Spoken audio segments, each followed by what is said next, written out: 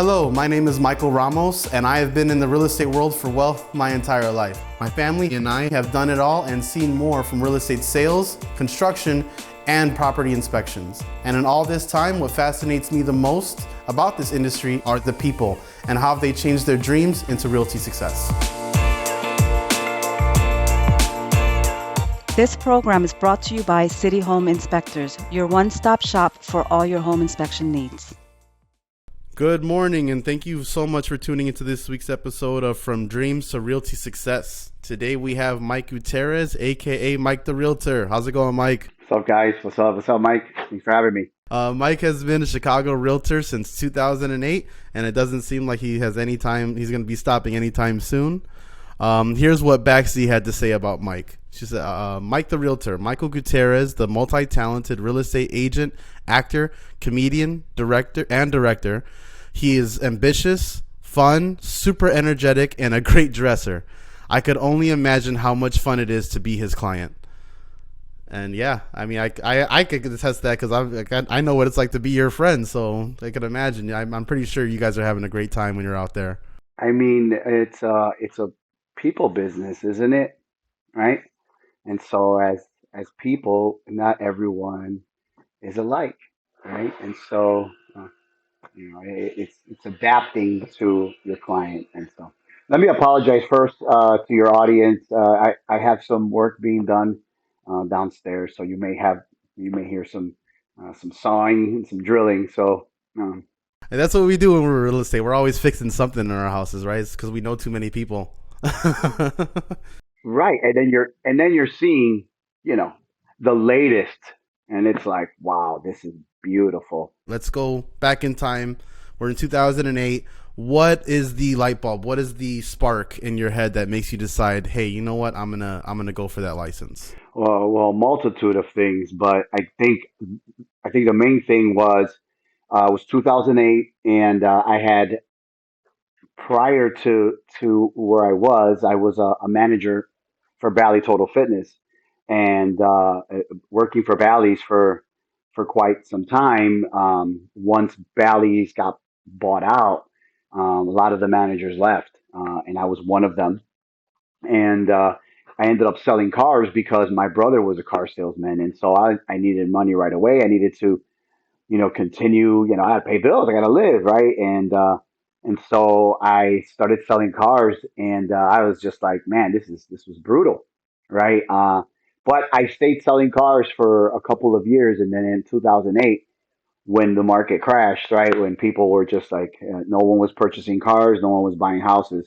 Um, I said, I'm going to go into real estate. And people were like, are you not seeing what's going on? And I'm like, yeah, I see what's going on.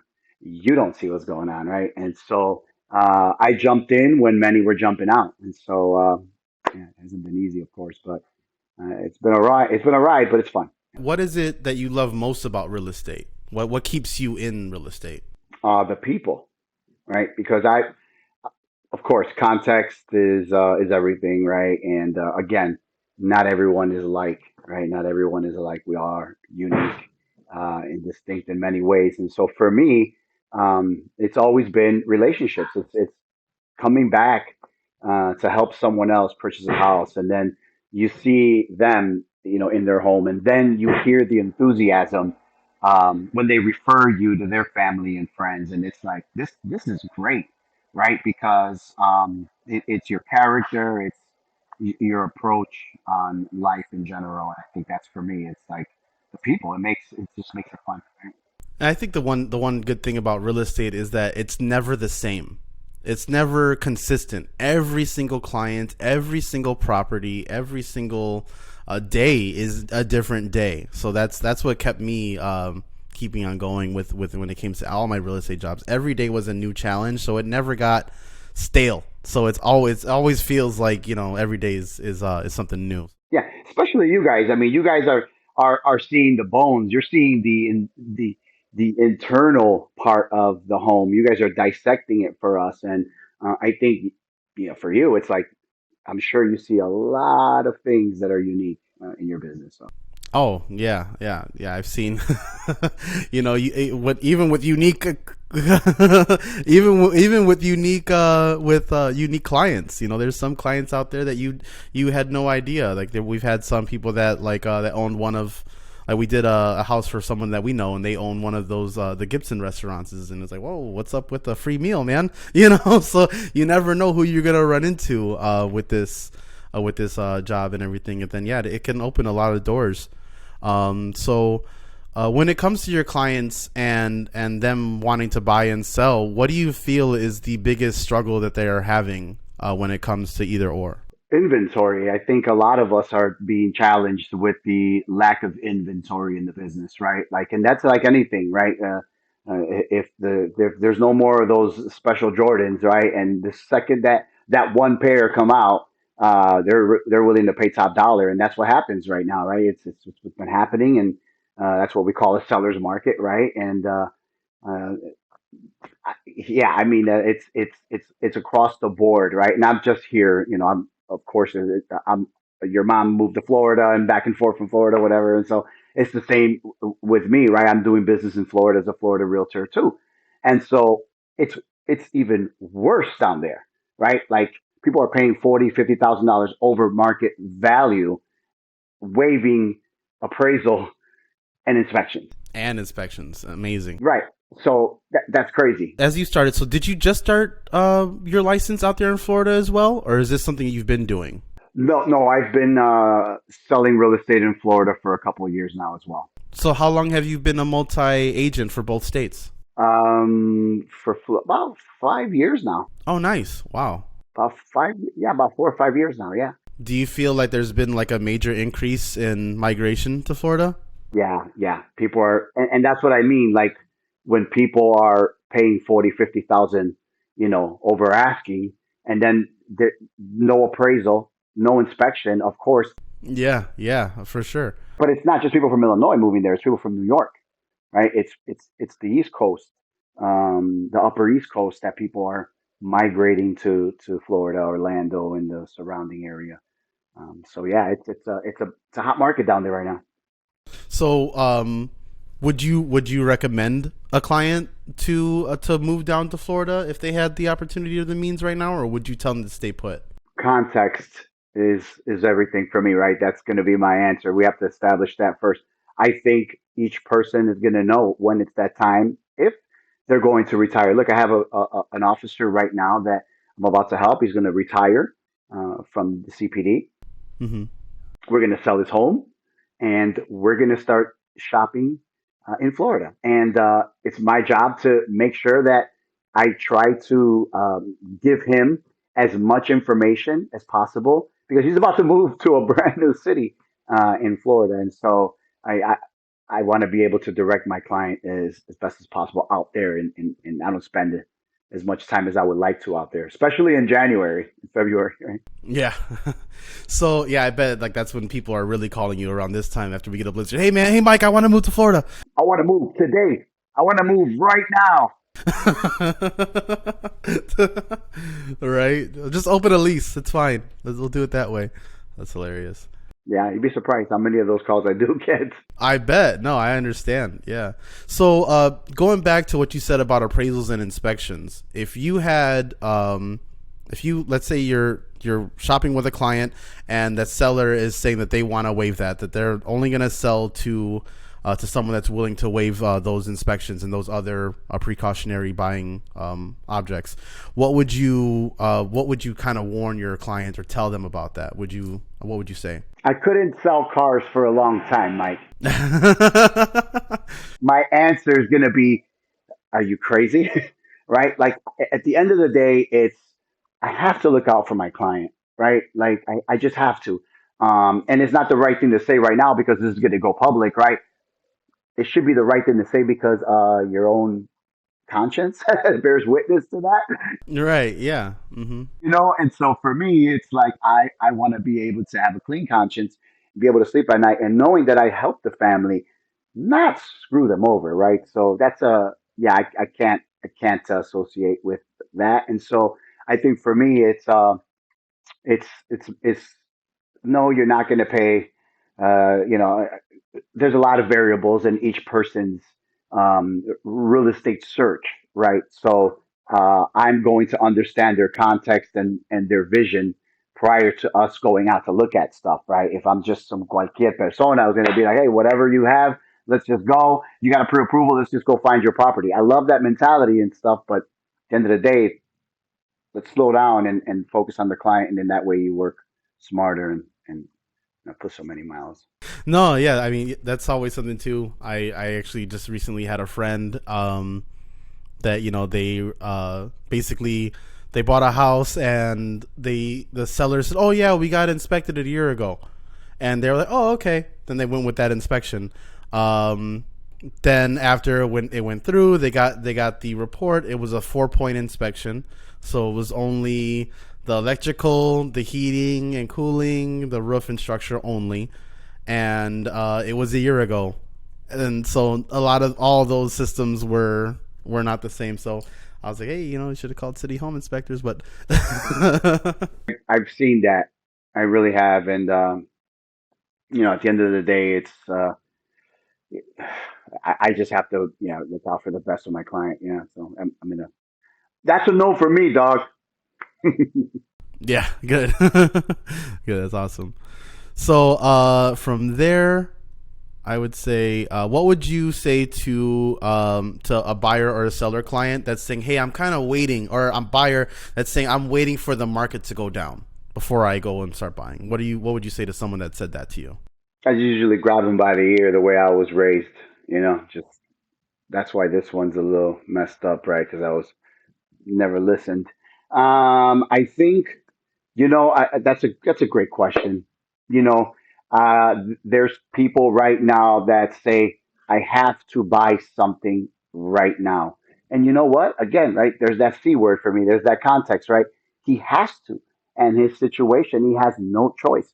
And I can't be like, well, you know what? It's a bad time to buy right now because the prices are crazy. You would be like, well, guess what? You're not helping your friend. So I'm going to go find somebody else, and so you have to balance that out as well. And so if it is somebody that's just like, I got to buy something because they just got money to spend, then it's, a lo loco, the way we say it in Spanish, right? It's again, it's like we want to be able to slow that down and get some understanding and then give feedback and give direction as a realtor because they're trusting you. And I think for me, that's it, right? Like, okay, why do you uh, want to wait, and why don't you want to wait, right? And then weigh out the weights. So Because I saw something online, and correct me if I'm wrong, but they're saying like, yeah, the prices are higher now, but your interest rates are lower. So if you wait for the if you wait for it to crash, then your interest rates are just going to skyrocket, and you're still in the same bubble basically. I just talked to somebody the other day about that, and you know what? I'm not a lender, and I know lenders will watch this and be like, Mike, shut up, you don't know what you're talking about. I get it. Right. And I let the lenders do their thing because you know why? They're numbers people. This is what they do. And I respect lenders because this is what they do. So when a client does ask me questions regarding, you know what? Let's ask your lender because I'm just the guy that's going to, you know, knock down these doors and go inside these houses and find your home. But yeah, I think, If it's not one, it's the other. So it's always gonna. right. And so it's your job as a realtor or to assess with the client. And at the end of the day, you work for the client. So whether you think they have to buy or not, it's none of your business. It's what they say. So go and do it. So that's another variable. Are there any other projects that you're working on besides your real estate right now, or any other things? I love real estate because again, the people. But I think I think for me, I'm always creating, and I would love to do other things besides real estate. I'm a writer. I'm writing a few things right now. I'm writing a script, multiple things regarding that. Behind the camera, I love acting. Done some commercials. Yeah, I saw your insurance commercial where you had your fake son, Oh yeah, yeah, yeah, yeah. and I was like, that guy doesn't have a son. It's funny when they gave me a commercial for Cook County Care. They put a blue hat on me. I look like a narc. Yeah. I look like a narc in the bleachers, you know. And I'm there, and they made me, say it in English and Spanish, and it was a great experience, and I love being in front of the camera because it's just fun. But I think I'm getting past that stage now where I'm finding more, um, I'm finding more freedom and more peace being able to write and now be behind the camera and now see my vision actually play out. And so I think that for me is fascinating, and I continue to evolve and try to just grow, right? First and foremost, right? And so I think that is so to answer your question, writing, yeah, writing a couple things and directing, and I just had two auditions that I bombed, actually three. So you know, you get those that you bomb, and then you get those that you really bomb. And so at the end of the day, it's you don't win them all. And yeah, I could attest to the whole with the writing because of this podcast, I've actually had to get into the writings room and get used to writing, and it makes your like it makes me want to read now and everything, and see other people's writings and how they word things, and it makes you choose your words better. So yeah, writing is something that I would really recommend, even if you just write a short story, because that's what I started doing, is writing these little short stories, and then it's starting to help with my stand up as well. So that's something that I'm liking as well. Yeah. That's great because I like to write comedy, but I can't do stand up, right? So I get to just write some of that. But um, I think right now what I have this vision of creating this, and when I say vision, right, I don't mean like I see it. I mean like I really want to do this project, and this project is a comic book. And I told your mom, I told Baxty that I wanted to sit down with you and discuss that. And so I'm telling you here on your show. Well, you picked the right guy. You see, I got Venom over here and Spawn up here, so you would talk about comic books. You came to the right person. Well, that's great because one of my childhood friends that I went to high school with, I'm gonna shout him out, my boy Mitch Lara, who lives in Florida. He's doing a lot of my artwork, a lot of my animation, and we're working on something right now that I'm hoping um, we're gonna start building out that comic book, and maybe we could talk about how you can get involved in that. Oh yeah, for sure, man. That sounds great. And I didn't grow up in comic books. Trust me. Like at 12, 13, I'm not reading comics. I'm on somewhere else.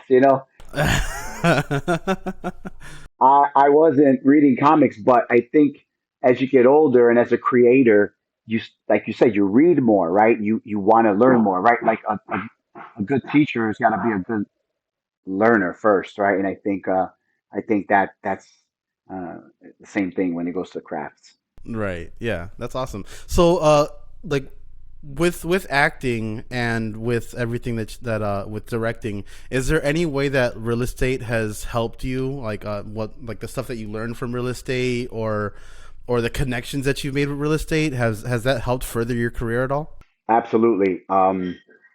Absolutely. I mean, from showing homes to former Chicago Bears, to news anchors, whatnot. That's great. You meet great people in the community.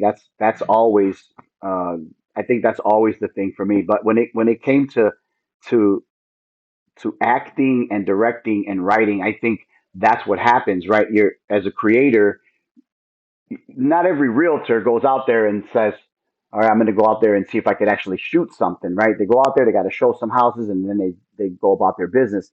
I think as a creator, we're always thinking of ways. Right? We have this tunnel vision, and for me, it's a TV screen per se. Right? And everywhere I go, whether it's an inspection, it's almost like that. Like that crazy Hollywood director that's always walking around going like this to you. Like and I think that that's me sometimes. I'm just like, okay, this is dope right here. Like I could do something with this, right?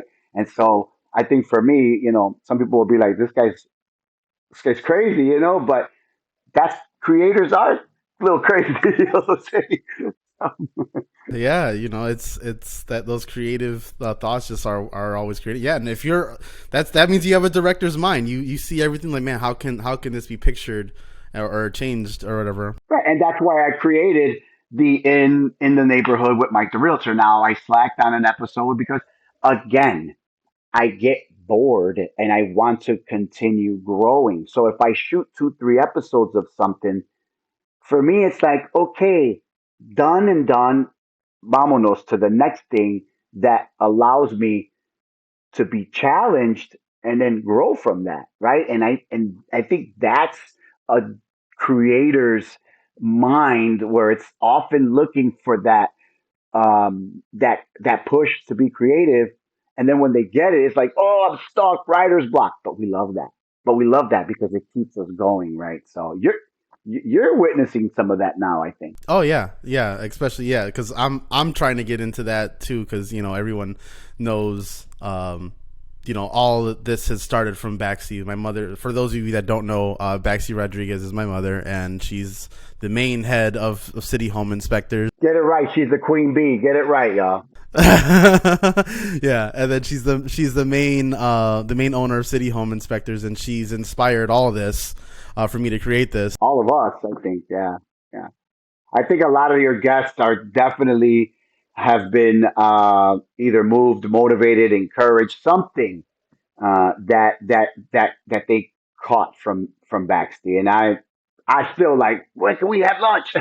Yeah, well, yeah, because her going into real estate changed all of our lives. All of our lives, my entire family's life, So, before she got into that, we were, it was a typical, single family home, single mother, and then she went and she started with the real estate, and then it got big, and me and my sister, I used to tell people the story all the time. Me and my sister were in the back seat of the car while she was going house to house, showing houses, and we were in the car. We would go in the houses, and we were trying to. There was no cell phones back then. We were little kids, there was no little laptop or tablet, so we would go in the houses and we would start to make a backstory to the house.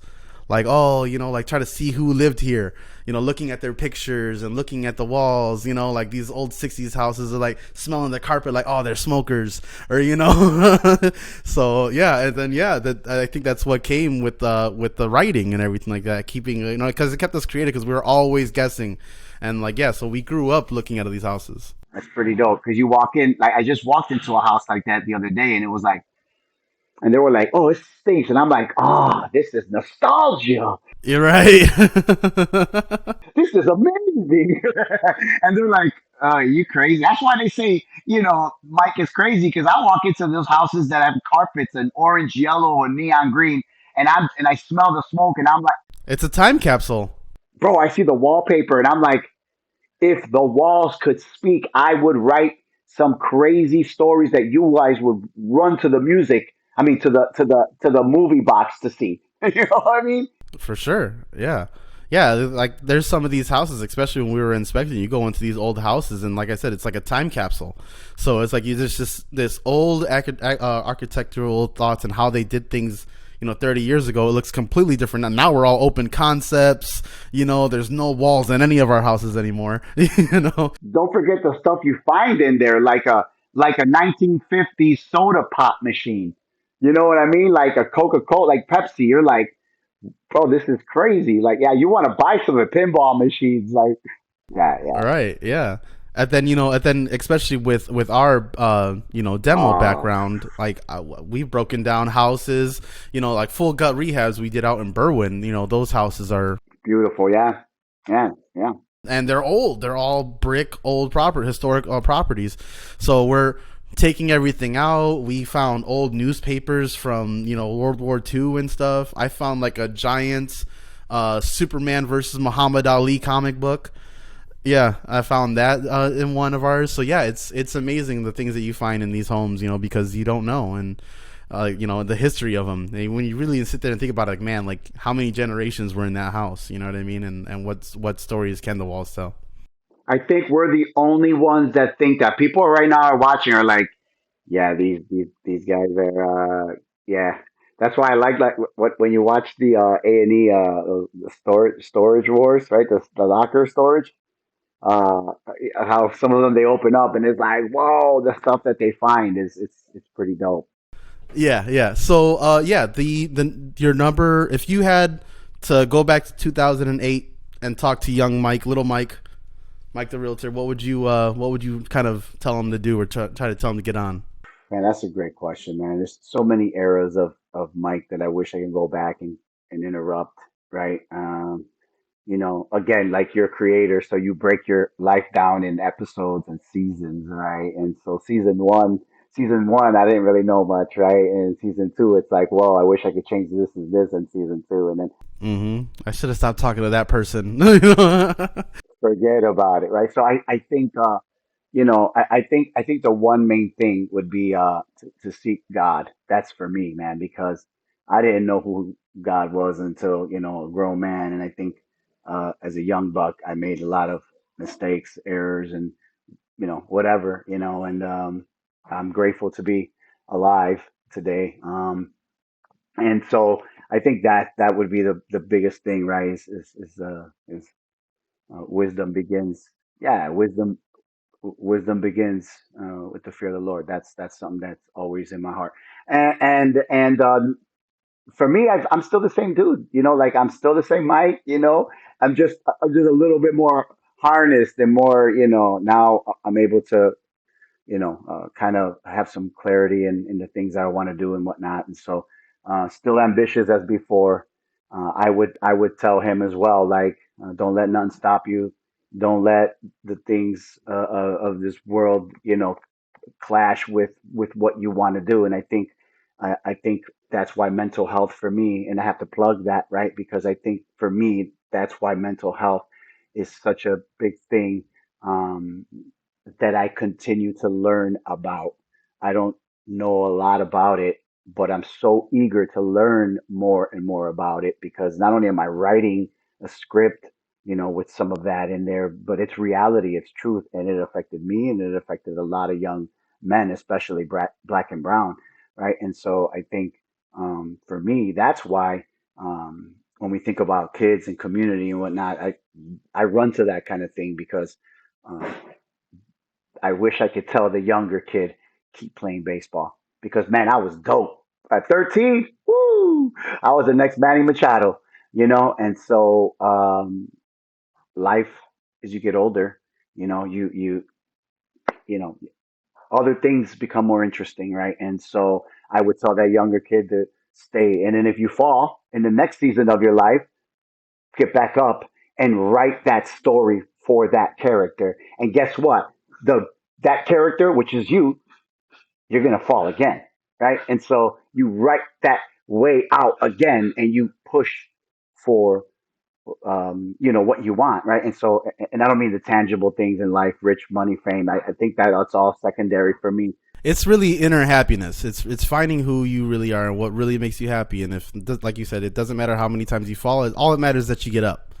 So if you just keep on getting up, it'll all work out. But yeah, definitely, for sure. Awesome.